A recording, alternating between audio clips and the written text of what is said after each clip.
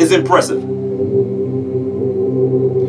And cinnamon and merchandise of frankincense and perfumes and intoxicants and oil and fine flour and wheat and livestock and sheep and horses and chariots and slaves. Who are you?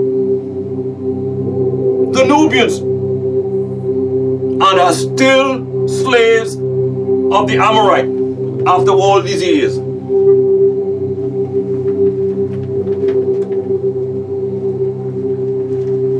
They are the dead blacks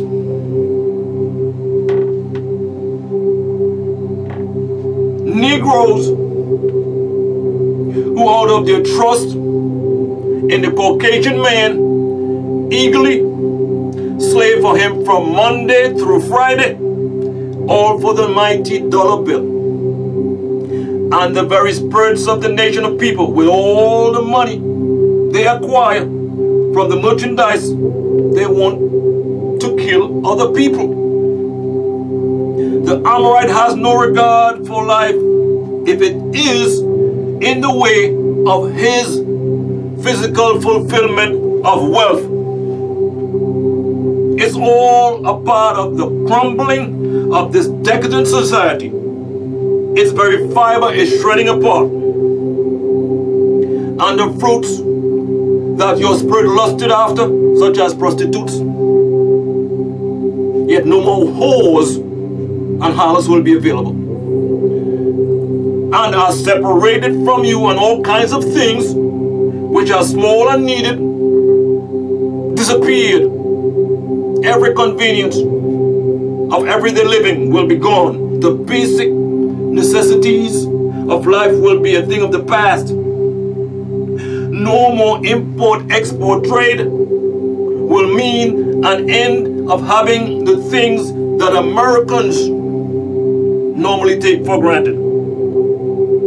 The things which made the businessmen rich are now standing afar from them. Businessmen will have no more business to tend. The Donald Trumps, the Adnan Khoshoggis, and the Murdochs, the richest man in the world, will have no more wheeling and dealing, for even the hub of the New Babylon, Wall Street, will be crushed. They will realize that their fate is tied up with America. And because of the fear of the pain, they'll cry and weep. They will experience the devastation of their whole world right before their eyes.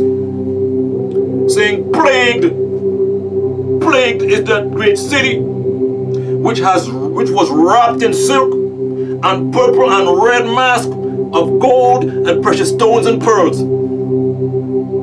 which is used as a veil to conceal all its evils. On the outside, America looks like a beautiful gem. It has lured many innocent victims into its shores, because in 1 hour will be destroyed great riches. In just one swoop, the empire of New Babylon will fall, and all its glitter and wealth will be destroyed.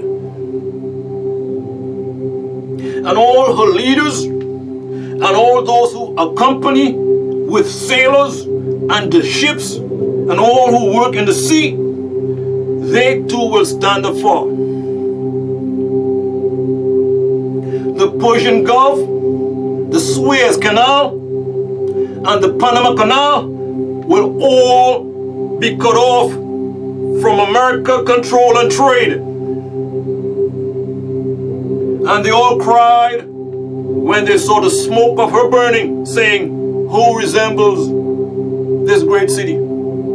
As they cry, they do so in compassion for the New Babylon, who at one time was marveled at for its uniqueness. Today, people consider no place on earth to be like the US of A. No nation of the planet Earth can compare to the United States. Its culture and influence dominates the world. They will see the glorious America go up with the smoke of its burning, which will cause them to cast dust on their heads, an act of sorrow and dismay. And they cast dust on their heads and cried in a loud voice, weeping, saying, Plagued, plagued at last, the great city, the new Babylon, USA, with whom they all became rich, which had ships in the sea, all nations, and the businessmen of the world who traded with the United States from buying by way of her costliness, and cause herself and those who associate with her to suffer a great loss because of the expensive lifestyle the inhabitants of her shores have become accustomed to. Because of this, in 1 hour, it will be destroyed. So be happy because of her. Not everyone will be sad to see Babylon completely destroyed. Some will rejoice because of her demise. Oh, you who are in the Orion skies, who are the 24 elders,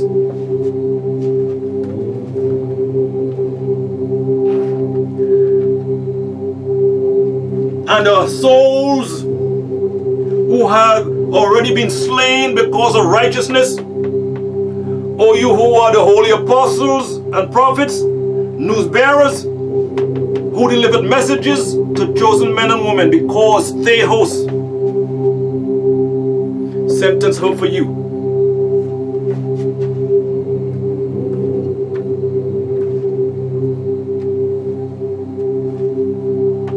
And there rose a strong Anunnaki, Elohim, with a very large millstone, which was the upper stone of the rubbing mill, and cast it into the sea,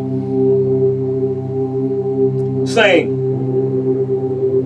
by violence will this city Babylon receive her destruction, the same as it ruled the world and wreaked so much havoc and confusion throughout the planet Earth, and will not be found anymore after that. When she falls, there will be no other empires like hers to come ever again.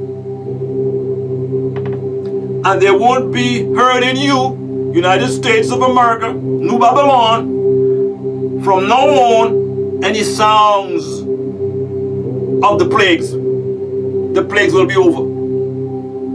You won't hear the sounds of the people wailing and bemoaning their state, nor the sounds of harpers, nor any musician, nor any flutes, nor any trumpeters. The sound of music will be gone. There won't be any more parties or concerts to go to. No more music videos, and no craftsmen or skills of any kind will be found in you, and the sound of the millstone won't be heard in you after this at the end. And the light of the lamp of the lighthouse will cease to shine out their guiding beams upon the seas. They will not shine anymore in you, the United States, after that. And the voice of the bridegroom and the bride. No more family life. As the people of Babylon know it today, it will cease to exist. It will not be heard in you after that. And your businessmen, politicians, superstars, preachers, priests, pastors, witches, and warlocks, who were the heads of the planet Earth by way of their sorceries. They have deceived all nations. They have tricked the whole world into worshiping Zwin. the evil reptilian, sometimes called the devil, Satan, Diablos, Ha-Satan, and a host of other names. And no one knows that they are devil worshippers. That is the businessmen, politicians, etc. And in her, Babylon, the United States of America, can be found the blood of the prophets who were persecuted for doing the work of the Most High. And the holy ones, and all the righteous who have existed on the planet Earth, because they have kept themselves pure, they will be worthy to be taken up. They will be sons and daughters of Theos. And all who were killed in the planet Earth, all the righteous who would be killed after John, son of Zebedee and Salome,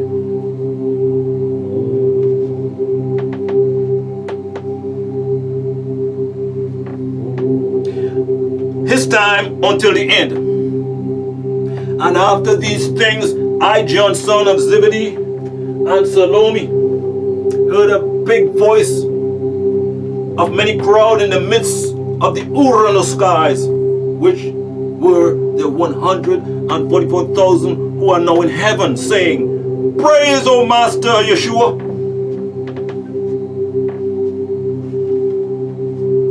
Salvation, glory, and power belong to all Elohim.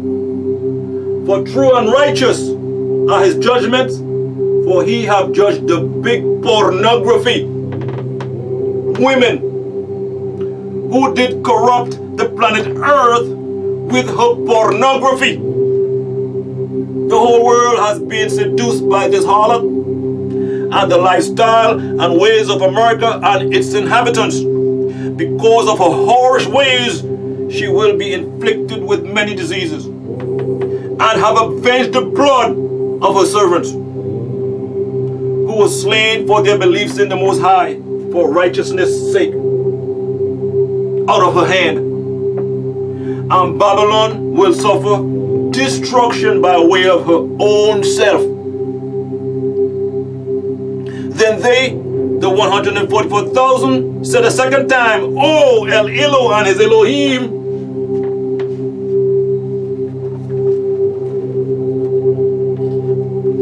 and all of his,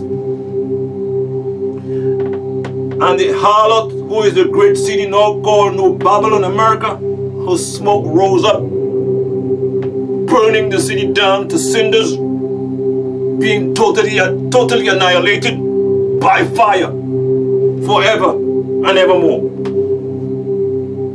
And the 24 elders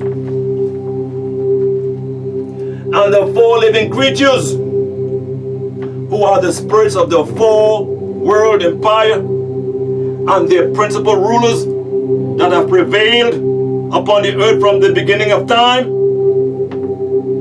all fell down and prostrated to El Elo. And he who is sitting on the seat, saying, O El Elo, and all his Elohim, Amun. This can be trusted, and you can put your faith in this. And the voice of the Elohim Anunnaki, Malachi Zodalta, came from the seat, saying, Glory is for our Creator, O all you servants, and all you 144,000 that fear him, both young and old. And I, John, son of Zebedee and Salome, heard as if it were the voice of many crowd, and as the voice of many waters, because of its force and magnitude of the gathering of voices, and as the voice of strong thundering, saying, Praise be to El Elo, for the Master El Shaddai rules, the Almighty Metatron. So let us be happy and rejoice and glorify him. And these will rejoice and praise Theos. For they, having succeeded, becoming victorious over the harlot and the evil reptilians' empires, because the wedding of Tammuz, called the Messiah Jesus, the Lamb, has indeed come, and his bride is ready. The congregation of the Holy Tabernacle ministries are ready for the return of the Messiah. The 144,000 have been raised and taken up, and that group of righteous people who have prepared themselves for the return of the Messiah by washing their robes white in the blood of the Lamb, meaning they have made themselves pure by sacrificing and being persecuted like the Messiah Jesus, are now ready to return. Some will know the truth. Some will know the truth, but will prefer to live the lifestyle of the devil, forsaking their place with righteous. It is very sad to see that many have fallen asleep, just as the brides whose lamps ran out of oil in the parable of the brides in Matthew 25 verses 1 through 13. No one knows the hour of the Messiah's return, and it seems that only the Holy Tabernacle ministries will be ready. And she, the congregation of the Holy Tabernacle ministries, was given pure linen to wear, because the white linen is the dress of the righteous holy ones. So he, the Anunnaki, Elohim, Malachi Zodok, said to me, John, son of Zebedee and Salome, write, blessed are those who are called to the feast of the dinner of the wedding of Tammuz the Lamb. And he, the Elohim Anunnaki Malachi Zodok, said to me, John, son of Zebedee and Salome, this is the word of Theos, which is fact beyond any doubt. The words of this prophecy, which John witnessed and was responsible for recording, are nothing but the facts. So I, John, son of Zebedee and Salome, fell down between the Anunnaki Elohim Malachi Zodok's feet to prostrate to him. But he said to me, look, don't do that. Do not worship me. Worship is for El Elo, Eli, Anu, Theos only. I am your fellow servant in the Elohim, and your brother with them, which bear witness of HaMashiach Yeshua. So prostrate to Elohim only for the witness of. It's just the spirit of prophecy that the Mashiach Yeshua would return in the end to claim the children of the Elohim and to take those who are worthy to Elyon, the 19th galaxy called heaven by some. Then I, John, son of Zebedee and Salome, saw the Orion skies open without the two cherubim, disagreeable Anunnaki Elohim with the flaming swords, guarding the gates of paradise, a pathway from the physical plane, which is the planet Earth, to the highest plane, which is Elohim, and was prepared for John, son of Zebedee and Salome, enabling him to ascend to the heavens.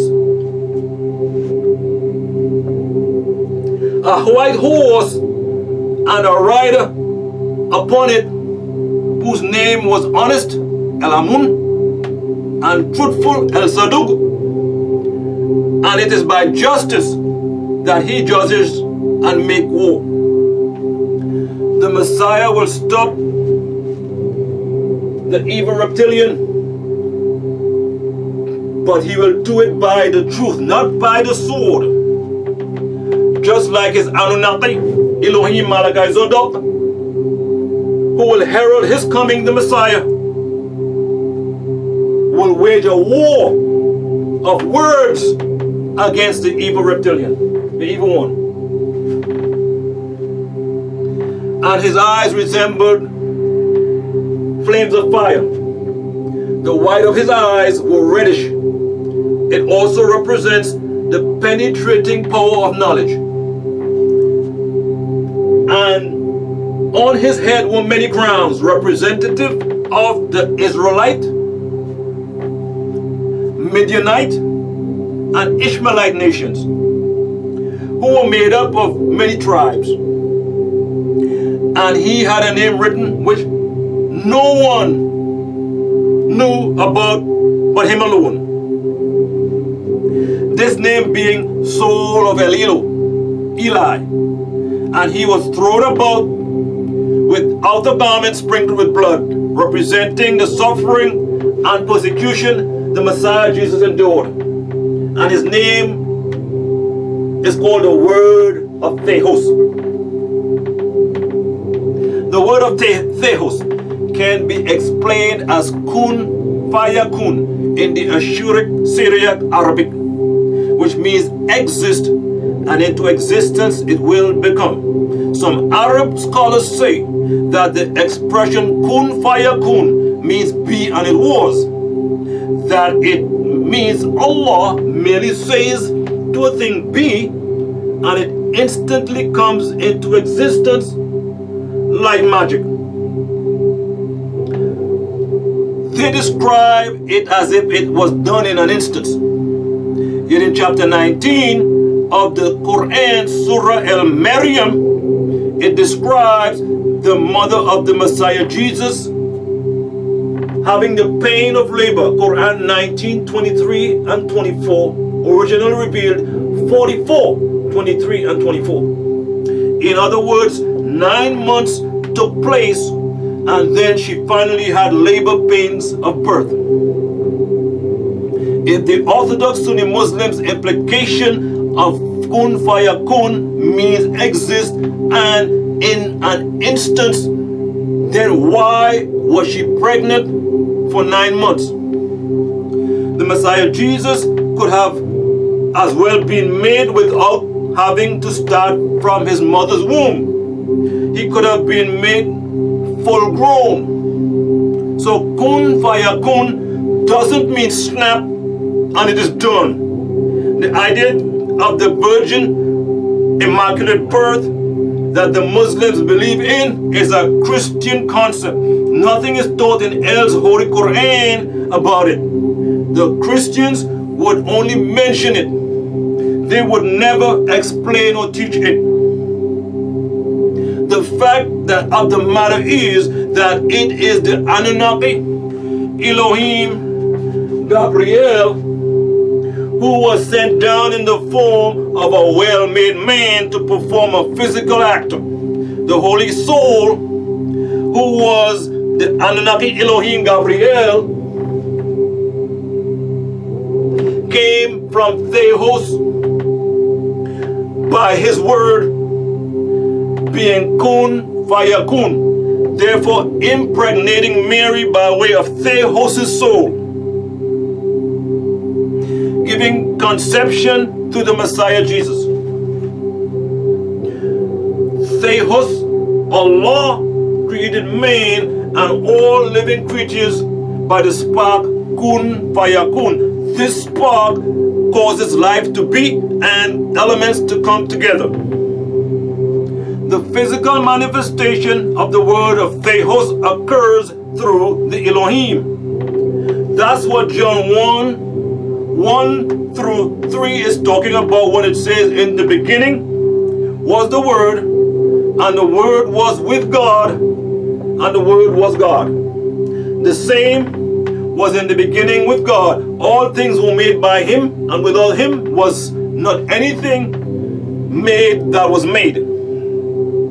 The word that existed in the beginning was the expression La ilaha illa Allah. Nothing would exist if Allah didn't create it. And its representation was the Allahumma or Elohim.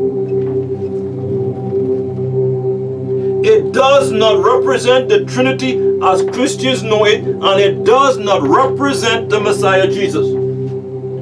Christians say that since the Messiah Jesus was called the Word of Allah, as John 1:1 says, the Word existed in the beginning, it must mean that He is the Creator, John 8:58.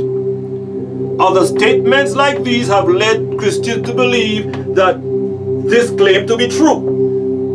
However, they are wrong.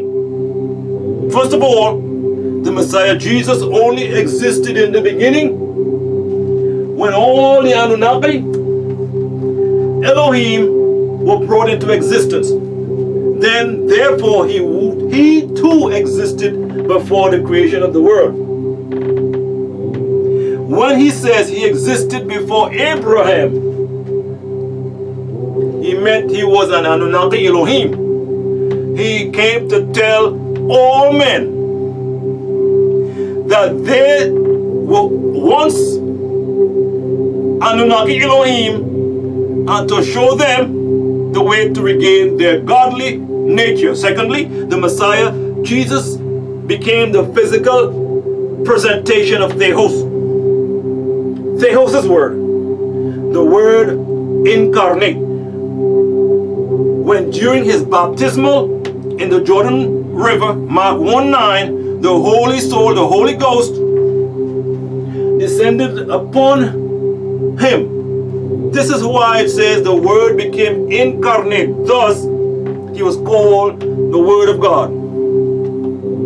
And the soldiers, the 144,000, and the faithful followers who have been awaiting his return, who were in the Orion skies, were following him when he returns. They will follow him whenever or wherever he goes on horses of white. Not the white horse spoken of in Revelation 6:2, which is symbolic of degenerate, weak seed of the Caucasian race, the lepers. The white horses represent purity and righteousness, and they were wearing pure white linen robes. These are real robes. This was the cloth of white Matthews said the Messiah Jesus talked about in the book of Matthew 24:30. And from his mouth, the Messiah Jesus' message, came a sword which possesses two edges, a tongue of truth to be able to cut up lies. His tongue is likened to a sharp sword, just like the Anunnaki Elohim, who as a lamb will come before the return of the Messiah Jesus, to prepare the people and raise the 144,000. The two-edged sword symbolizes the knowledge of the Arabic and the English, enabling him to decipher the scriptures of Theos, so that he will be able to explain them to the uneducated people, to hit all nations and to govern over them with a rod of iron. Representative of how the Messiah Jesus will be a warrior of truth, and And he trampled the winepress, where the souls will be squeezed from man's body, of the intoxicants, of the punishment, of the wrath of Theos, the control of all. In between the time of the judgment and the new day, which represents the 13th hour, or the period of the time beginning after the year 2000 AD, all men will be in a state of loss, except for the 144,000 and those who worked for the perfection of truth and exalted one another in patience. And he had on his robe and on his thigh that which was written, Ruler of rulers, the Curious of curious. And I, John, son of Zebedee and Salome, saw one of the Elohim Anunnaki standing in the sun, which was his aura, shining very brightly. So he cried with a supreme voice, saying, all the birds, which were crafts, together in the midst of the skies, come together to the supreme feast of Theos. Not the wedding of the Lamb. This feast is not a joyous occasion. This feast is for those who were not blessed enough to be invited to the wedding of the Lamb. So that you, the birds, can eat the flesh.